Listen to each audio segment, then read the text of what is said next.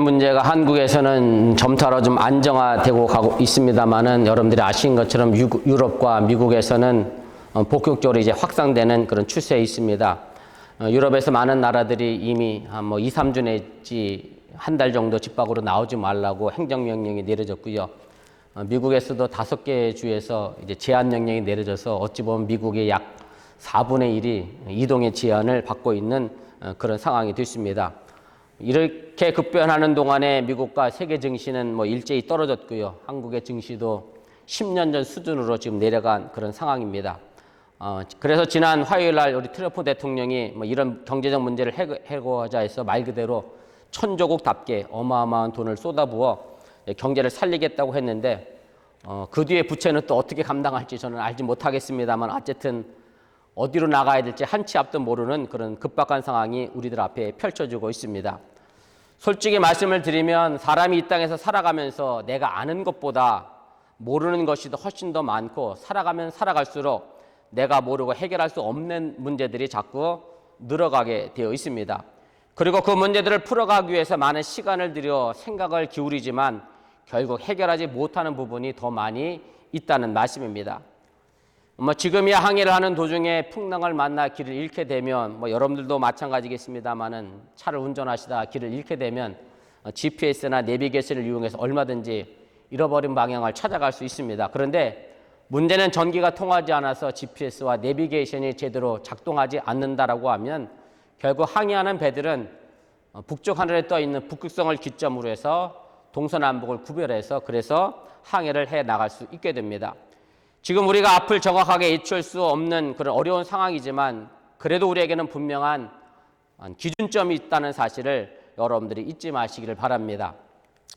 지금 뉴욕에서나 뉴저지에서는 필수적인 상가 외에는 다 문을 닫으라는 그런 행정명령이 내려졌습니다. 그러면서 뉴욕에 계신 어느 목사님이 글을 올린 가운데 제가 이런 글을 보고 저도 동감하는 측면에서 말씀을 드리는데 필수적이지 않는 데는 다 문 닫으라고 했는데 그 필수적이 않는 곳 가운데 하나가 어디냐면 교회가 들어가 있습니다. 교회는 필수적이지 않기 때문에 문을 닫으라. 이제 그렇게 행정명령이 내려왔다고 글을 올리시면서 저랑 같은 생각을 하고 계셨더라고요. 그래서 저도 이런 생각을 했습니다. 그럼 과연 이 시대에 지금 어려운 이런 상황 속에서 교회가 필수적인 교회가 되려고 하면 어떻게 변화되어야 될 것인가를 우리가 좀 깊이 생각하고 하나님 앞에 바로 서야 한다는 사실을 여러분들이 잊지 마시길 바랍니다. 교회가 시대에 따라 시대적 요구에 따라 변화되어야 되겠지만 그러나 그 가운데서 그 중심은 변할 수 없다는 사실을 기억하시고 그 변화의 중심 속에 바로 하나님의 말씀이 있다는 사실을 여러분들이 잊지 마시길 바랍니다.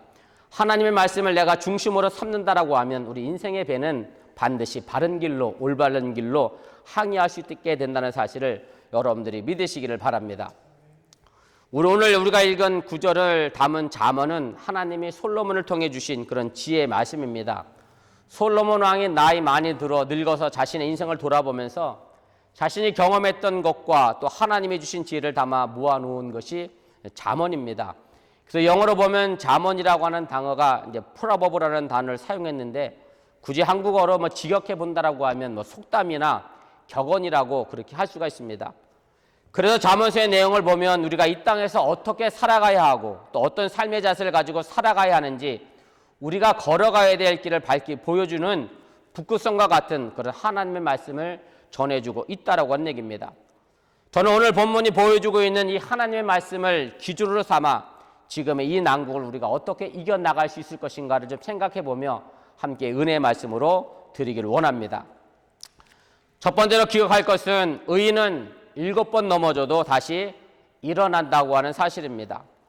오늘 보면 13절, 14절 말씀에 보면 이런 말씀이 있습니다. 내 아들아 꿀을 먹어라 이것이 좋으니라. 송이꿀을 먹어라 이것이 내 입에 다니라. 지혜가 내 영혼에게 이와 같은 줄을 알라.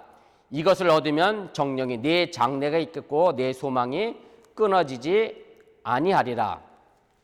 제가 이 말씀을 준비하고 있는데 저희 딸이 와서 이런 질문을 해요. 아빠 송이버섯 꿀이 그렇게 달아?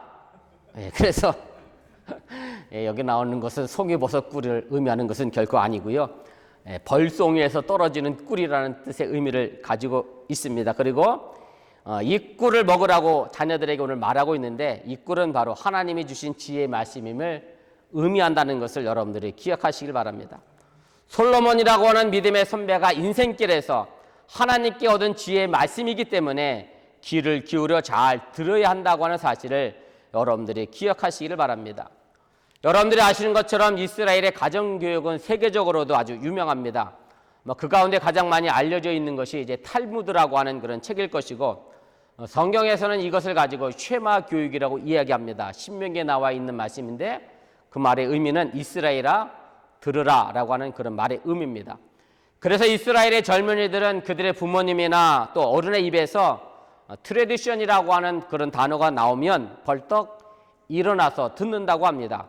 물론 트레디션의 일반적인 의미는 전통입니다만은 이스라엘은 옛 믿음의 조상들이 전해주는 지혜를 말하는 것인데, 이 귀한 지혜의 말씀을 이스라엘 젊은이들이 결코 앉아서 받지 않았다라고 하는 얘기입니다. 왜냐하면 이 말씀이 그만큼 소중하고 귀하다는 것이고요. 오늘 보면 14절에 있는 말씀처럼 그 지혜가 자신의 장래가 있고 소망이 있기 때문에 그렇습니다. 솔로몬이 전해주는 이 잠언은 그냥 막연하게 쓴 글이 아니라 탄탄대로 인생에서 얻은 것이 아니라 온갖 좌절과 실패 속에서 얻은 지혜의 말씀임을 우리가 기억할 필요가 있습니다.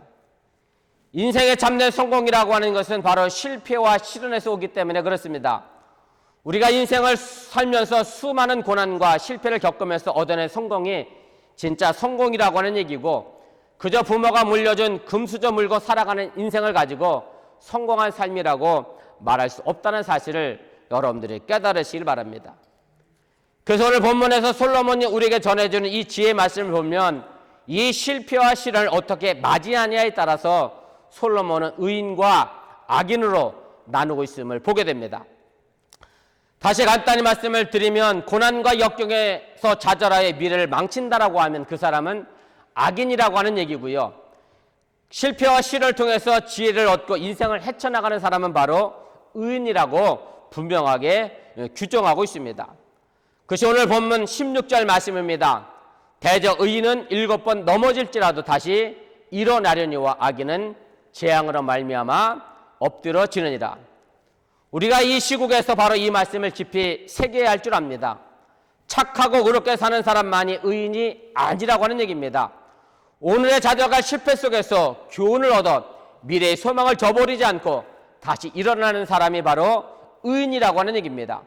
반대로 실패의 좌절로 주저앉아 미래의 소망 없이 살아가고 절망 속에 살아가는 사람들은 바로 악인이라고 솔로몬은 규정하고 있다라고 하는 얘기입니다. 바라기를 사랑하는 어머니께 모든 성도 여러분들이 지금의 이 어려운 상황 속에서 절망과 좌절이 아닌 하나님의 말씀을 통해서 새로운 미래 소망을 가지시는 참된 의인이 될 수 있기를 주님의 이름으로 간절히 축원을 드립니다. 본문 16절에 의인은 7번 넘어질지라도 다시 일어난다라고 말씀합니다. 여기서 7번이라고 하는 것은 단순히 숫자 7을 의미하지는 않습니다. 예수님께서 70번씩 7번 용서하라고 하는 말씀의 의미도 단순히 490번을 용서하라고 하는 의미가 아닌 것처럼 성경에서 7번은 완전 수이고요. 다시 말씀드리면 수도 없이 많이 넘어졌다는 것을 의미하게 된다라고 하는 얘기입니다. 아주 많이 실패했다고 하는 얘기고, 그러나 의인은 아주 많이 실패한 가운데서 다시 일어나 미래를 향하여 뚜벅뚜벅 걸어가는 삶의 길들이 바로 의인의 삶의 길임을 여러분들이 믿으시기를 바랍니다. 많은 사람들이 실패합니다. 성공했다고 하는 사람들조차도 탄탄대로 말을 걸은 것 같지만 사실 그 뒷면을 들여다보면 수도 없는 실패를 거쳐왔습니다. 성공은 한 번입니다만 그 성공을 위한 실패는 수도 없이 많았다는 말씀입니다. 그리고 단지 실패가 아닙니다. 그 실패라고 하는 경험을 통해서 많은 교훈을 얻게 되고, 그리고 바로 의인은 그런 측면에서 실패 속에 교훈을 얻어 성공의 길을 걸어간다는 사실 또한 여러분들이 잊지 마시길 바랍니다. 그러나 악인은 이 교훈을 깨닫지 못하게 됩니다. 실패를 남의 탓으로 돌리기 쉽습니다. 세상을 원망합니다. 남을 탓합니다. 그러다 보니 이 실패 속에서 자기가 할 일은 아무것도 없습니다. 그저 원망하고 불평하고 주저앉는 것밖에 없다라고 하는 얘기입니다. 그리고 끝내는 그 실패를 통해서 자신의 운명으로 만들어가게 되고 또 팔자로 받아들이게 됩니다. 나는 어쩔 수 없는 이 팔자 속에 살아간다라고 자신의 운명을 스스로 저주하게 된다고 하는 얘기고, 바로 솔로몬은 이런 사람을 가지고 분명히 악인이라고 말하고 있음을 여러분들이 깨달으시길 바랍니다. 아무리 착해도 절망은 죄악입니다. 아무리 착해도 미래가 없는 사람은 더 이상 착한 사람이 아니라는 말씀임을 여러분들이 기억하시고, 우리 어번교회 여러분들 모두가 다 다시 일어나는 착한 의인이 되시기를 주님의 이름으로 간절히 축원을 드립니다. 두 번째로 7번 넘어짐을 통해 겸손을 배우시길 바랍니다. 그러면 왜 의인은 실패를 통해 교훈을 얻고 더 밝은 미래로 열어갈 수 있는지를 우리가 알아야 합니다. 바로 이것이 실패 속에서 의인이 얻는 가장 소중한 교훈이기도 합니다. 그것은 다른 것이 아니라 바로 겸손입니다. 겸손해야 자신의 잘못이 무엇인지 알 수 있다고 하는 얘기고, 교만하면 실패를 거듭하고 그 실패가 팔자가 된다고 하는 말씀입니다. 여러분들 잘 아시는 것처럼 모세는 원래 교만한 사람이었습니다. 그는 이집트 공주의 아들로 있었을 때에 자기 동족인 히브리 사람이 이집트 사람에게 맞는 것을 보고 그 이집트 사람을 몰래 죽여 그 시신을 땅에 묻어버린 일이 있었습니다. 아마도 모세는 자기 딸에는 애국적인 행동을 했다고 아마 생각하고 으쓱했을 겁니다. 그러나 그 이튿날 같은 히브리 민족 둘이 싸우는 것을 보고 잘못한 사람에게 왜 같은 민족끼리 싸우느냐 야단을 치고 말리게 됩니다. 그때 모세에게 돌아온 반응이 모세로 하여금 깜짝 놀라게 합니다. 잘못한 사람이 잘못했다라고 사과한 것이 아니라 오히려 모세에게 이런 말을 했기 때문에 그렇습니다. 출애굽기 2장 14절 말씀입니다. 그가 이르되 누가 너를 우리를 다스리는 자와 재판관으로 삼았느냐? 내가 애굽 사람을 죽인 것처럼 나도 죽이려느냐? 모세가 두려워하여 이르되 이 일이 탈로 되었도다. 한마디로 이집트 사람 하나 죽였다고 잘난 척하지 말라고 같은 히브리 민족 사람에게 이야기를 들었다라고 하는 얘기입니다. 모세는 이제 자기가 어지한 살인이 들통날 것을 무서워해서 그가 이집트 바로의 공주의 아들이라는 것을 집어 던져버리고 광야로 도망쳐 나가게 된다라고 하는 얘기입니다. 모세는요, 같은 민족인 히브리 사람을 위해서 자기가 한 일이 오히려 같은 민족에게도 인정받지 못함을 알게 됐고 실망했고 도망을 쳤다라고 하는 얘기입니다. 그리고 미디안에서 40년 동안 처가살이라며 양을 치게 됩니다. 그리고 80세가 되었을 때 비로소 하나님은 그 모세를 호렙산에서 부르시면서 이스라엘을 구원하라고 하는 소명을 주시게 됩니다. 가만히 생각해보면 하나님이 모세를 부른 이 사건은 조금 이상할 수도 있습니다. 무슨 말씀인가 하면 이제 모세가 80살이 되어서 힘도 없고 기운도 없는데 모세에게 어떻게 이렇게 중요한 임무를 맡길 수 있느냐라고 의구심을 가질 수 있다라고 하는 얘기입니다.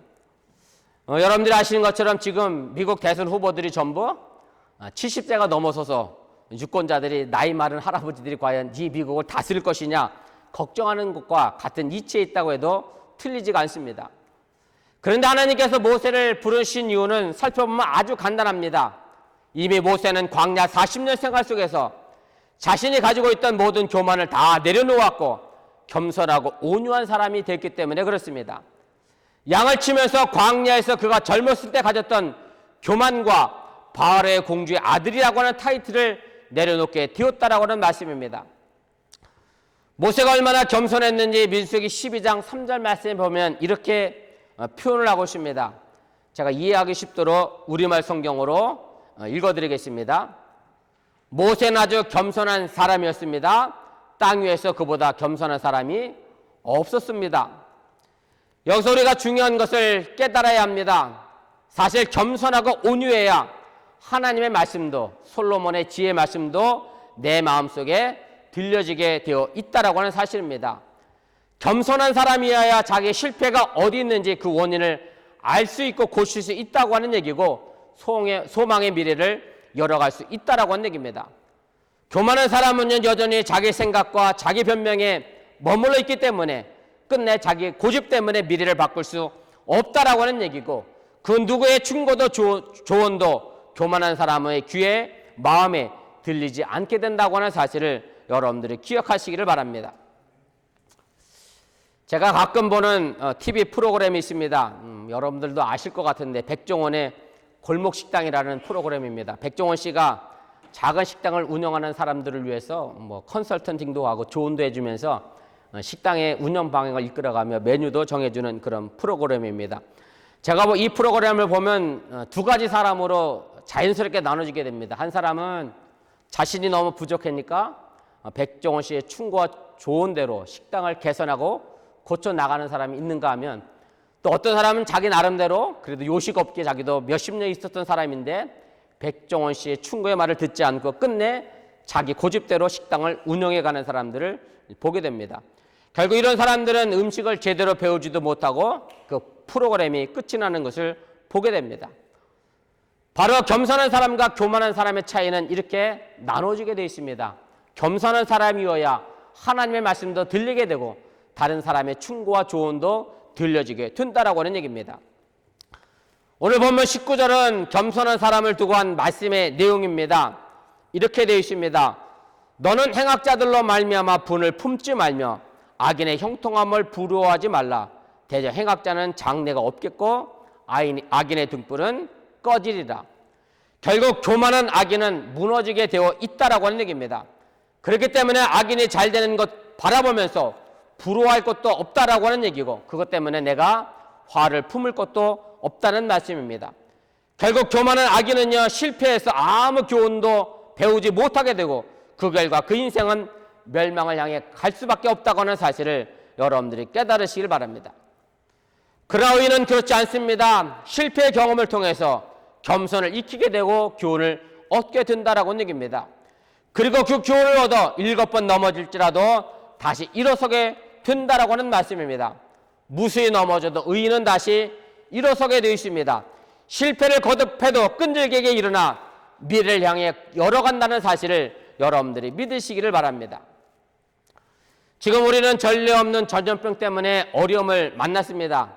이 어려움은 그 누구도 피해갈 수 없는 어려움입니다. 이런 시국에 우리는 다른 사람에 대해 이렇다 저렇다 할 필요가 없습니다. 그저 하나님 앞에서 내 자신을 겸손하게 살피시고 성찰하시길 바랍니다. 그리고 이 어려움을 통해 하나님은 지금 내게 무엇 하기를 원하시는지 귀 기울여 들으시기를 주님의 이름으로 부탁을 드립니다.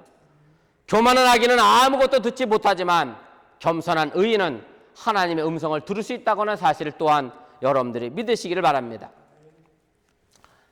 지금 여러분들 모두가 다 아이들이 학교 휴교 때문에 힘들고 어려워하는 줄 압니다. 특별히 뭐 남편분들은 출근하셔서 잘 모르시겠습니다만 집에 계신 우리 가정주부들은 아이들과 씨름하느라 무척 힘이 들고 어려운 줄 압니다.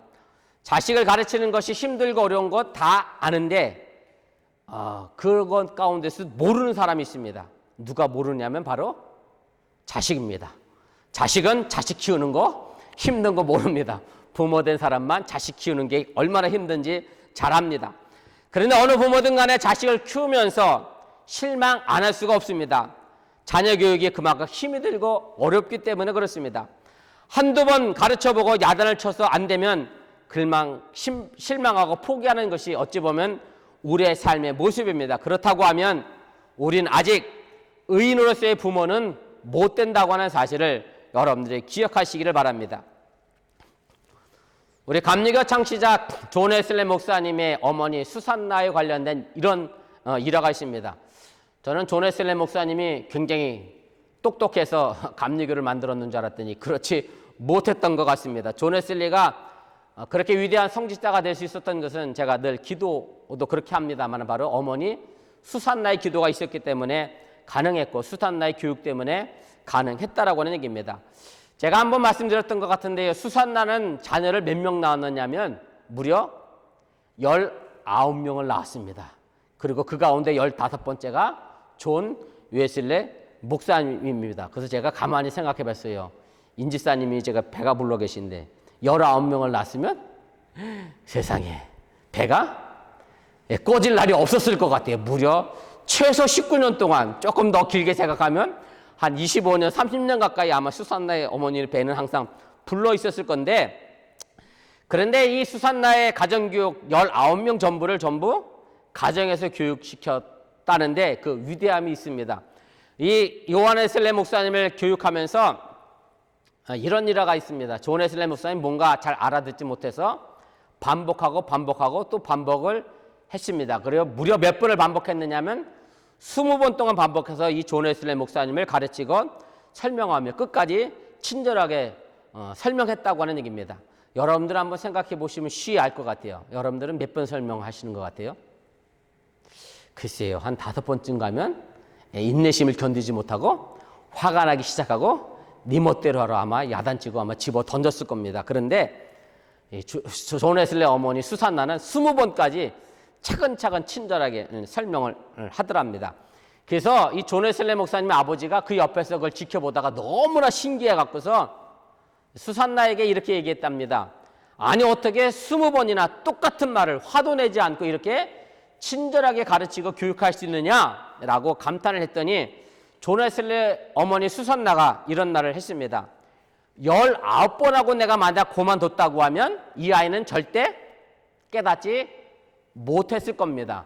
20번에서 알아들었기 때문에 19번 동안 한 말의 것의 의미가 있습니다. 만약에 깨닫지 못했다고 하면 내가 이제까지 했던 19번의 수고는 헛된 수고가 될 겁니다. 그렇기 때문에 내가 그것을 헛된 수고로 만들지 않기 위해서 알아듣을 때까지 계속해서 설명했다고 하는 이야기를 했다라고 하는 얘기입니다.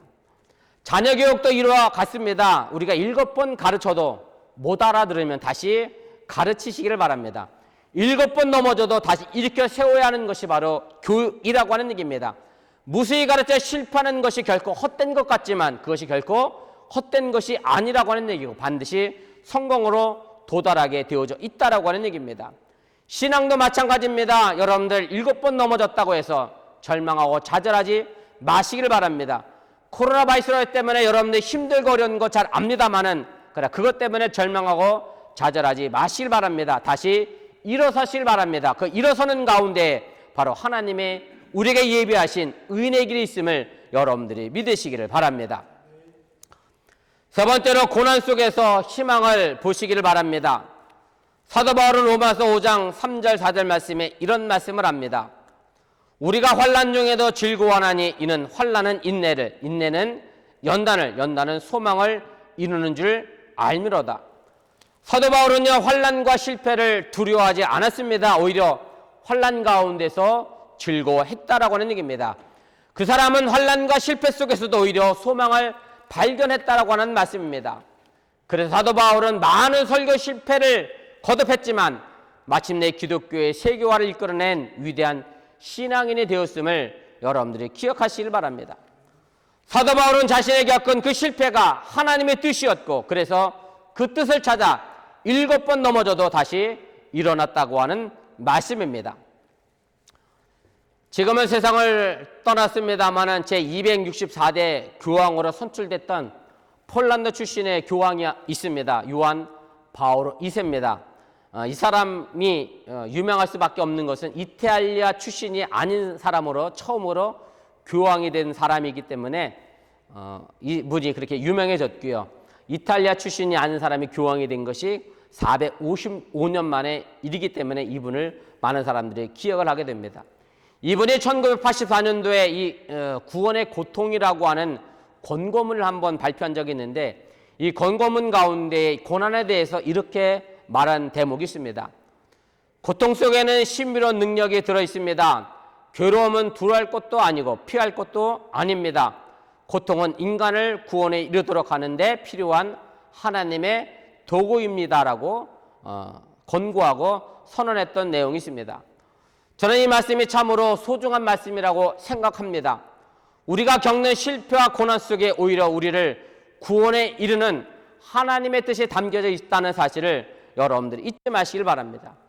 바로 우리가 고난 속에서 주어진 하나님의 뜻을 깨닫기 위해 이 자리에 나와 있는 것이고 온라인을 통해서라도 예배를 드리며 그 뜻을 찾아 우리의 미래를 열어가고 있다고 하는 사실을 여러분들이 믿으시기를 바랍니다. 지금 사순절 기간을 보내고 있습니다만은 사실 알고 보면 많은 사람들이 십자가를 실패라고 생각을 합니다.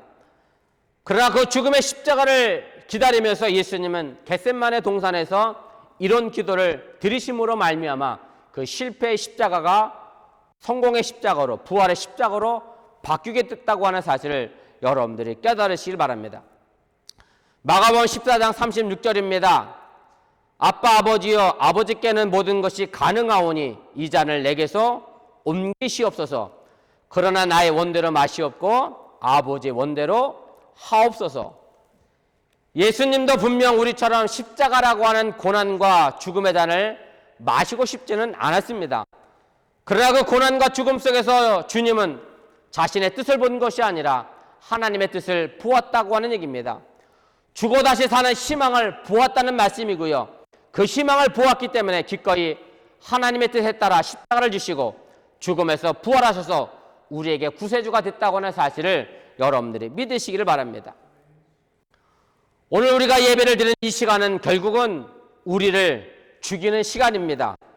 내 속에 있던 교만한 마음을 죽이러 이 시간 온 것이고요. 죄된 마음을 죽이려고 이 예배 시간에 함께하고 있음을 여러분들이 깨달으시길 바랍니다. 그리고 우리 안에 있는 절망과 좌절과 체념을 죽이러 왔다는 사실 또한 여러분들이 잊지 마시길 바랍니다.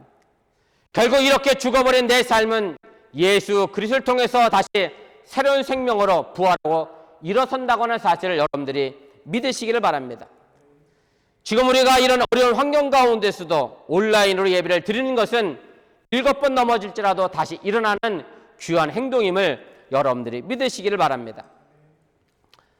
솔로몬이 7번 넘어져도 다시 일어서는 의인의 심성에 관하여 본문 17절에 이렇게 말하고 있습니다. 내 원수가 넘어질 때에 즐거워하지 말며 그가 엎드러질 때에 마음에 기뻐하지 말라. 7번 넘어져도 다시 일어나는 사람은 남이 잘못되는 것, 그리고 그 남이 원수일지라도 그 남이 잘못되는 것 때문에 즐거워하거나 기뻐하지 않는다라고 하는 얘기입니다. 세상을 원망하거나 남을 탓하지 않는다라고 하는 말씀입니다. 바로 진정 의인된 우리의 삶의 모습이 바로 이래야 하고 우리 기독교인의 심성이 이래야 한다는 사실을 여러분들이 잊지 마시기를 바랍니다. 오히려 사도 바울은 로마서 12장 14절에 이렇게 말씀합니다. 너희를 박해하는 자를 축복하라. 축복하고 저주하지 말라 이야기합니다. 그리고 이어 사도 바울은 로마서 12장 17절 18절 말씀에 이렇게 말씀합니다. 아무에게도 악을 악으로 갚지 말고 모든 사람 앞에서 선한 일을 도모하라. 할 수 있거든 너희로서는 모든 사람과 더불어 화목하라. 그렇게 말씀하고 있습니다. 바로 7번 넘어져도 다시 일어난 사람의 심성이 이래야 한다는 사실을 여러분들이 믿으시기를 바라고 우리 어번교회 성도들이 이런 심성의 마음을 가지고 살아갈 수 있기를 주님의 이름으로 간절히 축원을 드립니다. 지금 우리 모두는 앞날의 불안함에 사로잡혀 있습니다. 특히 경제적 문제의 어려움과 자녀들의 학업에 대해 불안함도 있을 겁니다. 마트에 가서 보시면 사재기한 물건을 보면서도 우리는 불안해할 수밖에 없습니다. 그러나 이제 이 불안한 마음을 모두 떨쳐내시기를 바랍니다. 그리고 다시 일어서시길 바랍니다. 가정에서, 직장에서, 모든 삶의 영역에서 넘어진 마음을 다시 일으켜 세워나갈 수 있기를 주님의 이름으로 간절히 부탁을 드립니다. 절망과 포기는요, 죄악입니다. 악인이 하는 행동이며 패배자가 하는 행동임을 여러분들이 잊지 마시고 우리에게 다가온 지금의 고난과 환난 가운데서도 오히려 새 삶의 영광을 주시는 하나님의 뜻과 약속을 받아 7번 넘어져도 다시 일어나 코로나의 어려움을 이겨낼 수 있기를 주님의 이름으로 간절히 축원을 드립니다. 우리 기도하겠습니다.